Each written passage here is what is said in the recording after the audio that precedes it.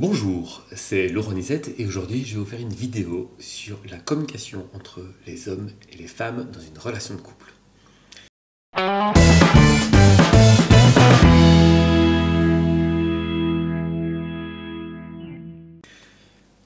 Je m'attaque à un gros sujet et donc là j'ai dit ça dans une vidéo précédente, mais je sais que certaines personnes n'aiment pas qu'on gendre les conversations, qu'on parle donc des hommes ou des femmes, et pourtant c'est vraiment ce que je vais faire là maintenant. Je vais même vraiment séparer très très fort le comportement des hommes et des femmes, et je vous invite à être attentif et à découvrir si ça vous parle un peu. C'est une vidéo importante parce que il y a beaucoup de difficultés dans le cadre de la communication entre les hommes et les femmes dans une relation. Et il y en a beaucoup plus maintenant qu'avant. Donc c'est un constat que je fais. Peut-être vous le partagez aussi, même si c'est pas super important de se rendre compte que c'est en augmentation. L'important, je pense, que c'est de voir si ça peut vous aider, si ça peut vous apporter quelque chose comme réflexion. Mais je voudrais par cette vidéo permettre aux femmes de mieux comprendre les hommes, aux hommes de mieux comprendre les femmes, et aussi aux femmes de mieux se comprendre et aux hommes de mieux se comprendre. Alors, souvent, très souvent, j'ai pu remarquer que les gens venaient chez moi en exprimant des problèmes de communication. Et je vais commencer, il n'y a pas de jugement de valeur, je ne dis pas que l'un est meilleur que l'autre. Ça ne m'intéresse pas, ce genre de débat, tellement pas. Je ne cherche pas de coupable, je cherche plutôt à comprendre des solutions. Mais donc souvent, il m'est arrivé que les femmes viennent chez moi en me disant je lui parle, mais il ne m'entend pas. En parlant de son petit copain. A contrario, les hommes rarement m'ont dit ça. En fait, souvent, c'est vrai, ils n'entendaient pas, visiblement, parce qu'en tout cas, ils n'en parlaient pas. Par contre, j'ai vu les hommes venir chez moi en me disant « Elle est partie, je ne l'ai pas entendue, et c'est trop tard. » Et je trouve que c'est un très beau début pour apprendre à s'intéresser à la communication homme-femme. Il faut se rendre compte que la femme verbalise. La femme verbalise, elle peut même verbaliser les problèmes. En fait, constamment, elle va avoir tendance à verbaliser certaines choses. Si par exemple, tu as fait une proposition qui n'était pas intéressante ou des trucs comme ça, elle va balancer une petite phrase qui va permettre de se rendre compte qu'elle l'a vue et qu'elle n'est pas d'accord, mais qu'elle accepte de le faire quand même. Elle va vous parler de problèmes, elle va vous dire ce qu'elle a du mal à supporter, ce qu'elle vit mal, ce qu'elle attend comme changement, ce qu'elle attend comme effort. Et en général, le résultat sur l'homme, c'est que l'homme se précipite devant sa console s'il en a une, dans le bar avec des potes s'il en a, ou devant un match de foot, où en fait ça va précipiter l'homme dans la fuite. Pourquoi ? Eh bien parce qu'en fait, il faut vraiment se rendre compte que quand la femme exprime ça, elle le fait avec énormément de patience, parce qu'elle peut le faire pendant 10 ans, hein, peut-être moins, mais ça peut durer vraiment longtemps. Pendant des années, la femme peut encaisser et parler de ce qui la dérange.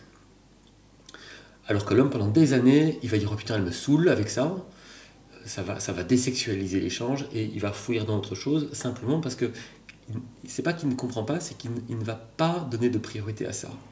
En fait, l'homme va être dans le fonctionnel, il va apporter des solutions à des problèmes, et quand la femme vient avec ça, il va juste pas comprendre.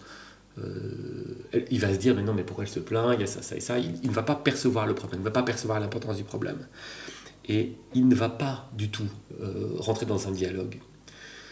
Éventuellement, certains hommes vont rentrer dans un dialogue s'ils ont vraiment une part féminine, ils vont pouvoir gérer ça, ou s'ils ont cette expérience, mais c'est plutôt très très rare. Et tant mieux. Parce que l'homme ne doit surtout pas rentrer dans ce dialogue, parce que c'est pas du tout sa manière de communiquer. En fait, s'il le fait, il risque très très vite de faire des concessions. Il risque de faire des concessions, et s'il fait des concessions, il va se perdre, et encore plus être dans la fuite. Être encore plus indisponible pour la compagne qui lui parlait, et la compagne risque du coup, de lui faire de plus en plus de remarques. Ce qui n'est pas terrible, hein, vous l'admettrez. Alors, c'est marrant parce que je pense à un exemple très concret d'un ami qui m'a parlé il n'y a pas longtemps, qui a du mal à communiquer avec sa femme. Enfin, ils ne sont pas mariés avec sa copine, mais ça fait 5 ans ou 6 ans qu'ils sont ensemble, donc c'est quand même une relation sérieuse. Et sa femme voulait acheter un meuble, et en fait cet homme est hyper manuel. C'est même pas un artisan, c'est un sculpteur, donc c'est son truc de travailler les matières. Et il a dit, mais attends, mais je vais faire un meuble comme ça, comme ça, comme ça. Et la femme lui a dit non, non, tu le feras jamais, je vais aller en acheter un, elle est partie en acheter un. Ce qui a terriblement blessé son compagnon, enfin, la personne en question. Et là, on est clairement dans un problème de communication. C'est-à-dire qu'en fait, la femme, elle exprime une demande d'attention, elle a besoin d'être entendue, elle a besoin qu'on acquiesce, et l'homme vient avec une solution qui ne conviendra pas à la femme, et la femme va réagir par le négatif, ce qui va castrer l'homme. Et il faut savoir que l'homme va pas du tout être sujet à cette conversation-là. L'homme, il est dans des... Si l'homme veut parler à sa compagne, il va être beaucoup plus, j'allais dire, primitif, mais c'est plutôt très direct. C'est-à-dire que tout ce qui est chiant, il va ne pas en parler, parce qu'il va considérer d'une certaine manière qu'il y a des choses qu'il peut accepter, d'autres pas, et que s'il est encore là, c'est qu'il est prêt à les accepter.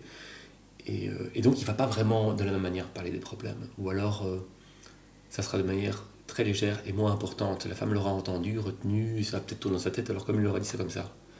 Pour parler à un homme, il faut être dans j'y viens plus tard. Je vais continuer à soulever les différences entre les hommes et les femmes. Ça a des conséquences importantes, ce que je dis là, parce que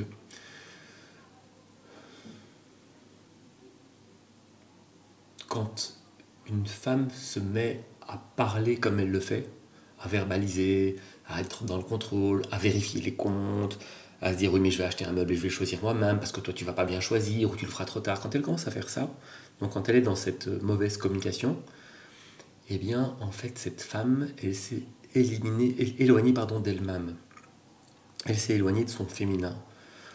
En fait une femme, comme on pourrait l'imaginer et l'attendre, et là je vais heurter, en fait au lieu de dire ce qu'elle veut, elle aurait été dans la séduction. Une femme qui dit ce qu'elle veut, elle constate que ça marche. Parce que je vais expliquer ce que je dis, mais il y a une tellement grande détresse masculine chez la femme, et j'en reviens après, qu'en fait l'homme est prêt à beaucoup de sacrifices pour obtenir la faveur d'être en la compagnie d'une femme. Et donc il va dire oui, oui, et être à l'écoute. Et donc la femme a l'habitude de recevoir ce qu'elle demande. Et donc elle est dans ce jeu pervers maintenant de demander des choses. Et le problème, c'est que ça castre. Le problème, c'est que ça castre. Et surtout, le problème, c'est que les hommes de qualité font fuir les femmes qui demandent quelque chose. Il faut savoir qu'entre un homme et une femme, il n'y a pas de contrat de subordination. Donc, si une femme me dit « j'aimerais ça, je veux ça, je préfère ça, une vraie relation, c'est ça », eh bien, ça va être excessivement désagréable pour moi, si je suis un homme, pour l'homme, pour moi.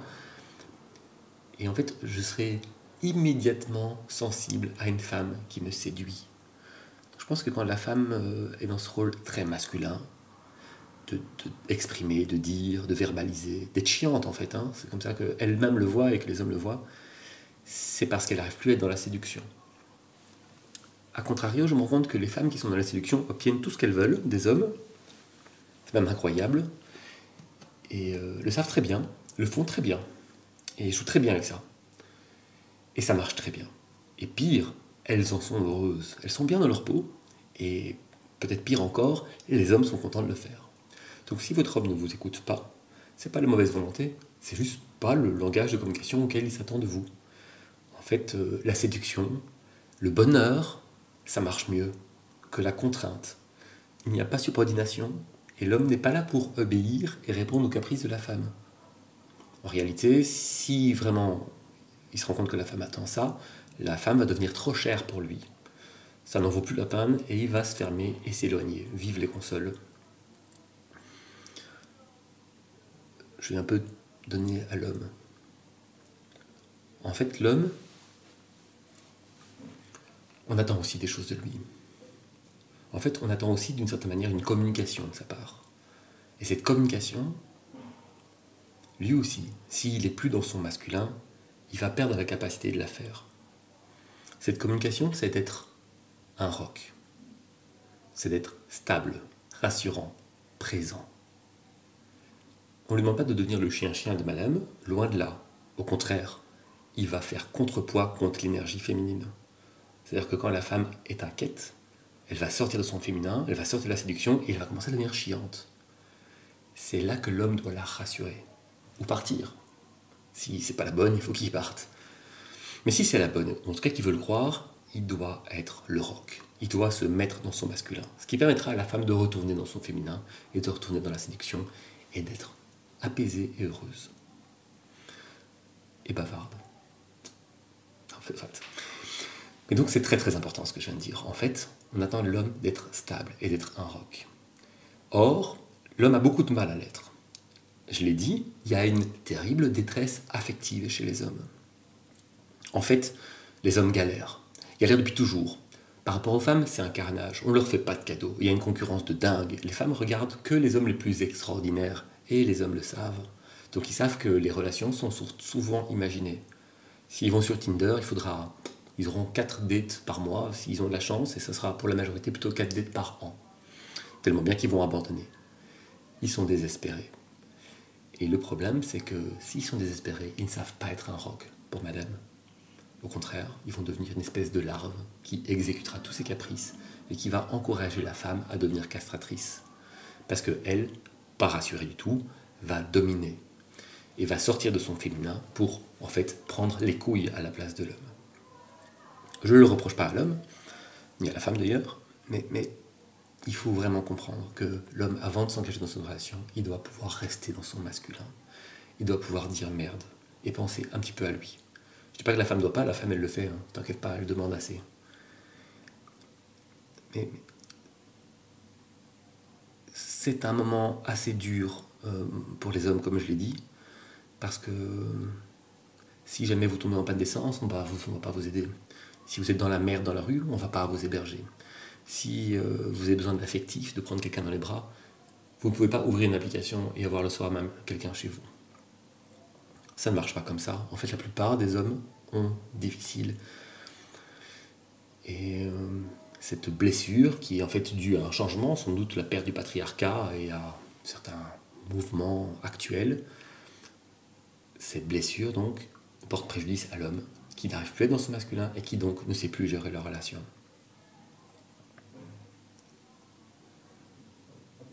Il y a aussi un problème, une difficulté chez la femme. J'ai parlé de la détresse masculine et ce serait hypocrite de croire que seul l'homme est en détresse. En fait, la femme l'est aussi, très fort, probablement tout autant. Et comme vous le savez, moi, savoir qui fait le plus, qui fait le moins, ça ne m'intéresse pas de nouveau. Je préfère pas perdre mon temps à calculer les pourcentages qui sont en fait dus à une perception, à une interprétation, et qui finalement n'apportent pas vraiment de solution de réflexion. Parce que comme vous le savez, heureux sont ceux qui ont des vraies difficultés, qui sont victimes de vraies injustices, parce qu'eux seuls peuvent devenir des héros et décider de progresser, en vivant bien cette adversité qui les fera grandir. En fait, plus on est difficile, plus c'est une chance de devenir quelqu'un de meilleur. On voit souvent d'ailleurs qu'avant, on était fiers de cette difficulté, on était fiers de surmonter ça. Aujourd'hui, les difficultés, on essaye de les effacer. Et par la même occasion, on efface les chances qu'on a de grandir, d'être fiers de nous et de s'aimer. J'en reviens à la femme qui, elle aussi, est en détresse affective. En fait, elle ne voit pas la détresse de l'homme. Peut-être même que certaines femmes pensent encore être un sexe faible qui est opprimé par l'homme. Et que l'homme va très bien, que l'homme a le pouvoir. Les pauvres, si elles savaient à quel point une petite minorité des hommes ont le pouvoir et que les autres galèrent. Mais donc les femmes aussi sont en détresse affective parce qu'elles ne trouvent plus d'hommes avec qui construire. De la manière que les hommes ne trouvent plus de femmes avec qui construire, ben les femmes non plus, elles n'en trouvent plus. En fait, la plupart des hommes ne s'intéressent pas vraiment à la femme. Ils ont mal au cœur, ils sont en manque de sexe ou d'affection ou d'amour. Et donc ils vont voir l'autre comme un objet comme un objet qui les comble, naïvement, parce que ça ne les comblera jamais. Donc c'est très difficile pour une femme parce que finalement personne ne l'aperçoit jamais. C'est très difficile, mais pas au début. Au début d'abord, on a l'opulence. Ben oui, je ne vais pas vous le cacher, même moi. Si je vois une jeune femme jolie, sympa, qui vient me demander un truc, je vais dire oui. Si c'est un homme pas bien habillé, je vais dire non. Je ne le fais pas exprès. En fait, je voudrais lutter contre. Et aujourd'hui, je lutte contre. Mais pendant longtemps, on donnait plus de faveur aux jolies jeunes femmes. Mais le temps passe. Et les jolies jeunes femmes prennent l'habitude qu'on leur dise qu'elles sont géniales, que tout ce qu'elles font est génial. Et encore une fois, le temps passe. Leur attractivité baisse. Et on leur dit de moins en moins souvent que ce qu'elles font est génial. Alors que l'homme, il est confronté à l'adversité très très tôt, parce que son attractivité sexuelle ou physique n'attire pas grand monde. Et bien la femme, elle, vit ça plus tard. Et c'est très très difficile. Que ce soit avant la perte de l'attractivité, c'est difficile parce que finalement on la jugera jamais pour ce qu'elle fait, ou plus difficilement pour ce qu'elle fait, pour ce qu'elle pense, mais plutôt pour ce à quoi elle peut ressembler et ce qu'elle apporte, ce qui est très très difficile identitairement. C'est difficile parce que est-ce qu'on les aime, pourquoi est-ce qu'on les aime? Je veux dire, elles vont se persuader qu'on les aime pour ce qu'elles sont, mais en réalité on est plutôt dans la consommation malheureusement. Et après, elles vont se rendre compte que tout d'un coup leur attractivité baisse et que ben, les hommes se pressent plus au portillon pour construire avec elles. Et c'est vrai, elles ont perdu cet attrait. Libre à elle alors de construire une valeur personnelle, comme l'homme a appris à faire très très vite parce qu'il n'avait pas le choix. La femme peut le faire après. J'espère qu'elle l'a fait avant, mais si elle ne le fait pas, elle va vivre des moments très très douloureux parce que c'est inavouable de se dire qu'en fait on ne plaît pas quand on a plu toute sa vie. C'est un peu comme si on était une star du rock et tout d'un coup on était inconnu dans la rue. Il y a les subterfuges pour la femme. Séduire des gens pas du tout attractifs pour continuer à être valorisé. Il y a les subterfuges. Mais le résultat est même, le temps passe. Et la détresse affective commence. Et là, on se retourne vers des hommes qui nous tournent le dos. Parce que, et vous allez voir pourquoi j'en viens là, parce que le coût est trop cher. L'homme n'a plus envie d'aller vers une femme qui casse les pieds et qui a lu le flair où on explique quels sont les 10 moyens de lui permettre de prendre son pied. Nous, les hommes n'ont jamais cassé les pieds avec personne sur comment les rendre heureux. Et c'est très important.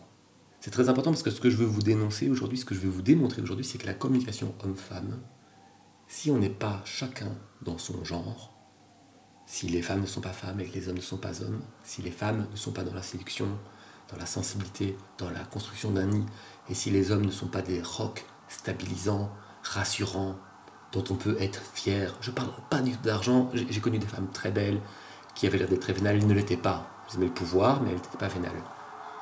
J'espère que vous n'entendez pas les pompiers passer.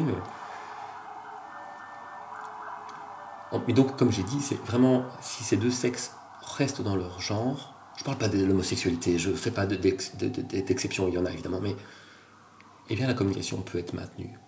Par contre, si elle ne l'est pas, les deux vont rester en détresse affective, et ça va accentuer le côté féminin des hommes qui va le castrer, et le côté masculin des femmes qui vont les diriger vers des grosses déceptions, parce qu'elles vont continuer à se forcer à croire mais qu'en fait ce n'est plus le cas. J'espère que j'ai terminé cette vidéo et que vous avez tout bien compris. Si vous voulez parler à votre conjoint et que vous êtes une femme, donnez-lui envie.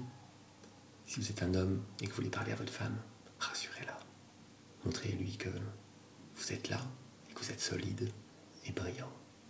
Elle vous aimera et il vous aimera. Et vous construira ensemble. Bonne journée, merci.